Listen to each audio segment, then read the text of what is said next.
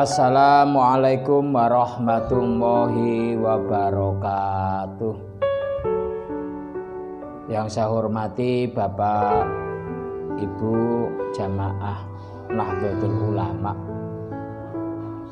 Di daerah Nganjuk yang paling barat ada seorang makom aulia yang kita kenal dengan nama Syekh Suluki. Beliau nama kecilnya adalah Dewa Agung Pranoto Kusumo. Gelar kerajaannya Sri Anom Kusumo. Pada waktu awal berdirinya Kerajaan Demak yang dipimpin oleh Raden Abdul Fattah Wakila, beliau ini juga termasuk masih saudaranya Raden Abdul Fattah, sama sesama bapak tapi beda ibu. Kembali ya ke awal, pada waktu mau berdirinya Kerajaan Demak, awal-awal Syekh Suluki ini oleh Mbah Raden Abdul Fattah ditugaskan untuk mencari kebutuhan pangan. Ya, kebutuhan pangan yang nanti digunakan untuk menyokong keberlangsungan kerajaan. Akhirnya Syekh Suluki ini mencari ke beberapa tempat, akhirnya sampailah yang sekarang dengan nama Desa Wilangan. Kenapa dinamakan Wilangan?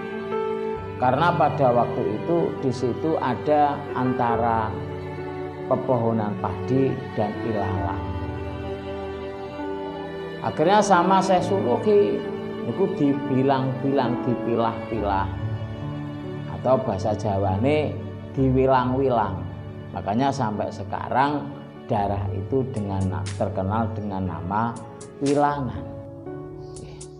Setelah dipilah-pilah antara ilalang dan padi, beliau Syekh Suluki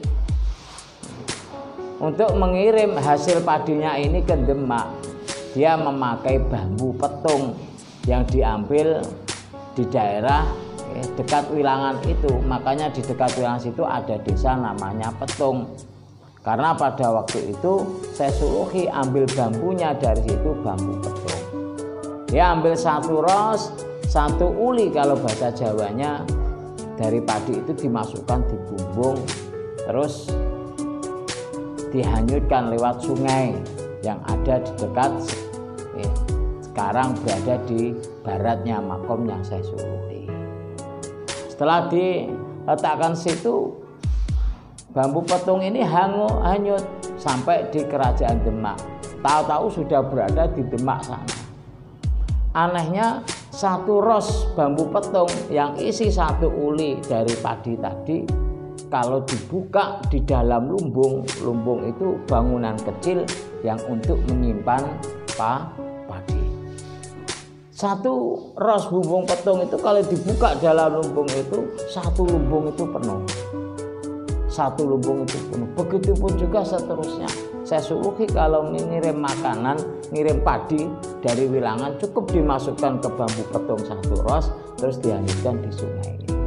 Sampailah di Demak, sampai di sana itu kalau satu ros tadi dimasukkan ke lumbung, dibuka lumbung itu sudah penuh.